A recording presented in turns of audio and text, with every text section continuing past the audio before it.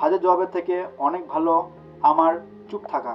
27 August 2012 মাথায় পাগড়ি পরা ভারতীয় পূর্ব প্রধানমন্ত্রী যিনি কিনার পৃথিবীতে নেই, তার সম্পর্কে 5টি অজানা তথ্য খুব চর্চিত। আপনি কি জানেন মনমোহন সিং স্যার তার পরিবারকে তার ব্যক্তিগত গাড়ি বা সরকারি গাড়ি কোনোদিন ব্যবহার করতে দেননি? তিনি সবসময় বলতেন এই গাড়ি কেউ ব্যবহার করবেন না। ফ্যাট তারও এই পছন্দ নয় এই BMW, তার পছন্দের গাড়ি হলো মারুতি H100। সিকিউরিটি ইস্যুর কারণে যদিও এই গাড়িটি তাকে বসতে দেওয়া হয় না, তবু এই গাড়িটি রয়েছে তার পার্কিংয়ে।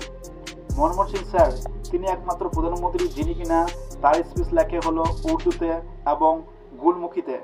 ক্যামরিকে ব্লু কালার থাকার জন্য তিনি তার পাগড়িকে ব্লু কালার রঙটি দেয়, বা তিনি তার পাগড়িতে ব্লু কালার রঙটি ব্যবহার করে থাকেন এবং ব্লু তার পছন্দের রঙ। একবার 1919 সালে অটল যে কারণে তিনি ইস্তফা দিতে চেয়েছিলেন, তখন বিত্তমন্ত্রীর পক্ষে তাকে রাজি করায়, এই জন্য তিনি আর ইস্তফা দেন না।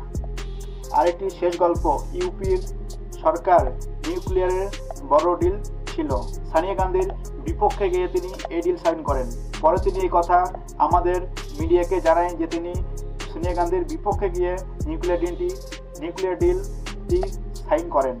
আমাদের দেশের পূর্ব প্রধানমন্ত্রী মনমোহন সিংকে রয়েছে আমাদের পক্ষ থেকে কোটি কোটি প্রণাম।